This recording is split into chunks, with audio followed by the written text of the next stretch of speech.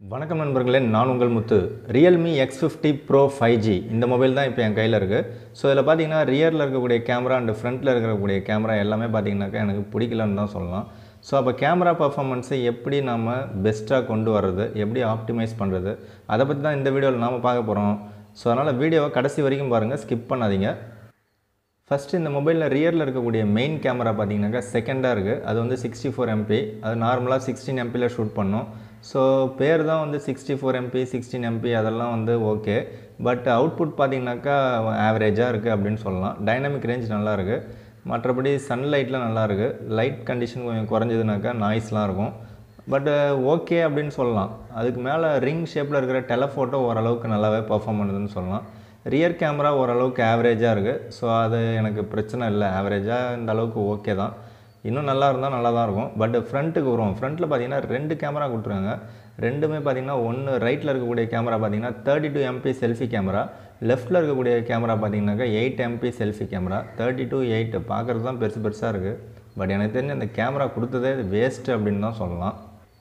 So இந்த 32 MP and 8 MP ஃப்ரண்ட்டில் இருக்கக்கூடிய 2 செல்ஃபி கேமராவும் எப்படி பெர்ஃபார்ம் பண்ணுது அப்படிங்கிறத இப்போ நான் சொல்கிறேன். ஸோ நான் வந்து ஃபஸ்ட்டு வந்து ரெட்மியில் ஒரு மொபைல் வாங்கினேன். அது என்னென்னு பார்த்தீங்கன்னா ரெட்மி 2 ப்ரைம் அப்படிங்கிறது 2GB RAM 16GB இன்பில்ட்டு தான். 7000 ரூபா அப்போதைக்கு. ஸோ அந்த மொபைலில் பார்த்தீங்கன்னாக்கா உங்களுக்கு ஃப்ரண்ட்டில் பார்த்தீங்கன்னா ஒரு 2 MP செல்ஃபி கேமரா தான் கொடுத்துருந்தாங்க. அண்ட் ரியரில் பார்த்தீங்கன்னா 8 MP ப்ரைமரி கேமரா கொடுத்துருந்தாங்க. ஸோ அந்த 2 MP செல்ஃபி கேமரா எந்த அளவுக்கு பெர்ஃபார்ம் பண்ணுச்சோ அதை விட ஒரு மொக்கையான பெர்ஃபார்மன்ஸ் தான் எனக்கு இப்போ இருக்கிற இந்த realme X50 Pro 5G மொபைலில் இருக்கிற 32 MP பெர்ஃபார்ம் பண்ணுது. அதாவது அந்த ரெட்மி 2 ப்ரைமில் இருக்கக்கூடிய 2 MP செல்ஃபி கேமரா இந்த realme X50 Proவில் இருக்கிற 32 MPயை விட நல்லாவே பெர்ஃபார்ம் பண்ணுச்சுன்னு சொல்லலாம். ஸோ அந்தளவுக்கு அதில் சூப்பரான ஒரு கேமரா குவாலிட்டி கொடுத்துருந்தாங்க. ஸோ ரியரில் பார்த்தீங்கன்னா 8 MP ப்ரைமரி கேமரா கொடுத்துருந்தாங்க. அது வந்து ஏறக்குறைய அதே ரேஞ்சுக்கு தான் இப்போ இருக்கிற 64 MP வேலை செய்யுதுன்னு சொல்லலாம். பட் ரியர் எனக்கு அந்த அளவுக்கு பிரச்சனையாக தெரியல. ஸோ அதனால் நான் என்ன பண்ணேன்னு கேட்டிங்கனாக்கா service@realme.com அப்படிங்கிறது அந்த விவோவுடைய சர்வீஸ் அட்ரஸ் கொடுத்துருந்தாங்க. உங்களுடைய பாக்ஸ்லேயும் பார்த்தீங்கன்னா ரியரில் கொடுத்துருப்பாங்க. ஸோ அந்த ரியரில் கொடுத்துருக்குற அந்த அட்ரஸ் தான் இதில் நான் வந்து மென்ஷன் பண்ணியிருக்கேன். ஸோ அந்த இமெயில் அட்ரஸுக்கு நான் வந்து கம்ப்ளைண்ட் பண்ணியிருக்கேன். எப்படின்னு கேட்டிங்கன்னா நம்ம நாட்டில் வந்து ப்ராடக்ட் எல்லாமே வந்து ஜெனுனாக இருக்கும்னு சொல்ல முடியாது. வளர்ந்த நாடுகளில் ஜெனுனாக இல்லைன்னா கேஸ் போட்டு உள்ளே தள்ளுவாங்க, இல்லை ப்ராடக்டே சேல்ஸே தடை பண்ணிடுவாங்க. பட் வளரும் நாடுகளில் ஒரு சில கண்ட்ரியில் வேணால் பெஸ்ட்டாக அந்த மாதிரி பண்ணலாம். பட் இந்தியாவை பொறுத்த வரைக்கும் அப்படி கிடையாது. இந்தியாவில் வந்து நாம் தான் முட்டி மோதி போராடி நமக்கு சரியில்லைங்கிறத நாம் மட்டும் சொன்னால் ஏற்றுக்க மாட்டாங்க. ஸோ ஒரு 10 பேர் சேர்ந்து சொல்லணும், இல்லை ஒரு 100 பேர் சேர்ந்து சொல்லணும். அப்போ தான் வந்து ஓரளவுக்கு ஏற்றுக்குவாங்க. ஸோ அதனால் நான் என்ன பண்ணியிருக்கேன், கொஞ்சம் டீசெண்டாக வந்து ஒரு கம்ப்ளைண்ட் ஒன்று பண்ணியிருக்கேன். ஸோ அந்த கம்ப்ளைண்ட் பண்ணதை ஒரு ஸ்க்ரீன்ஷாட் தான் இப்போதைக்கு நான் உங்களுக்கு வந்து காமிக்கிறேன். ஸோ நீங்களும் என்ன பண்ணுங்கனாக்கா, நீங்கள் realme X50 Pro யூஸராக இருந்தீங்க அப்படின்னாக்கா உங்களுக்கு ஃப்ரண்ட்டு கேமரா எப்படி பர்ஃபார்ம் பண்ணுதுன்னு பாருங்கள். ஸோ பர்ஃபார்மன்ஸ்னு சொல்லும்போது நேற்று ஈவினிங் ஒரு ஃபோட்டோ ஒன்று எடுத்தேன்.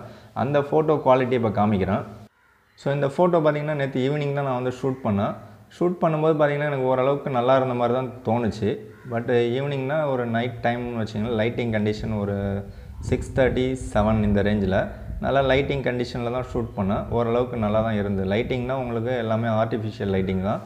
பட்டு நான் வந்து நைட்டு சரியாக பார்க்கல. இப்போ நெக்ஸ்ட் டே மார்னிங் பார்க்கும்போது தான் எனக்கு தெரியுது, ஓரளவுக்கு அந்த ஃபேஸ் எல்லாம் பார்த்திங்கனாக்கா ஒன்றுமே இல்லை அதில். அதாவது நான் அந்த ஸ்பெக்ஸ் போட்டிருக்கேன்னாக்கா ஸ்பெக்ஸு உள்ளே ஏதாவது இருக்கா, கண் இருக்கா இல்லையானே தெரில. அந்த ஹேர் ஸ்டைல்லாம் பார்த்தீங்கனாலே உங்களுக்கே தெரியும்.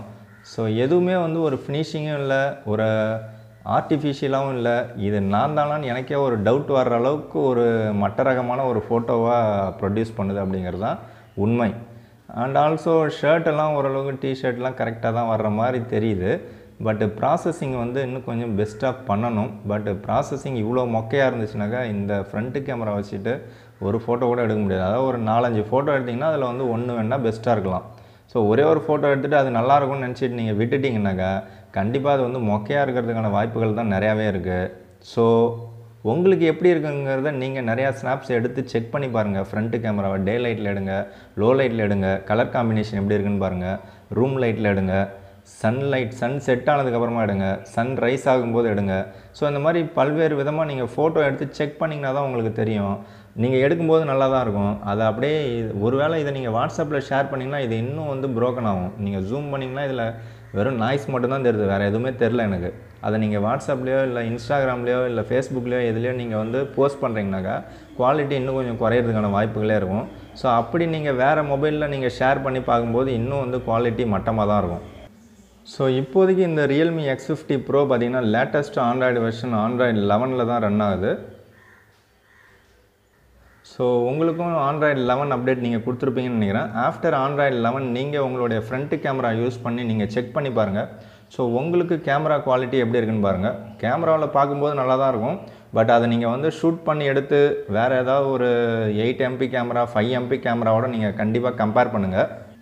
ஸோ அப்படி நீங்கள் கம்பேர் பண்ணும்போது உங்களுக்கு எப்படி இருக்குது கிளாரிட்டி அப்படின்னு நீங்கள் செக் பண்ணி பாருங்கள். செக் பண்ணிவிட்டு உங்களுக்கு ஒரு வேளை டல்லாக இருந்தால் இல்லை பிடிக்கல அப்படின்னா கண்டிப்பாக இந்த மாதிரி ஒரு கம்ப்ளைண்ட் பண்ணுங்கள்.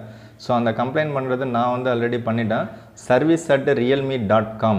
ஸோ இந்த மெயில் ஐடிக்கு உங்களுடைய மெயிலேருந்து, அதாவது கூகுள் மெயிலேருந்து அப்படியே நீங்கள் என்ன பண்ணுங்கனாக்கா ஒரு மெயில் ஒன்று க்ரியேட் பண்ணி உங்களுடைய சப்ஜெக்ட் நீங்கள் என்ன வேணாலும் போடுங்க.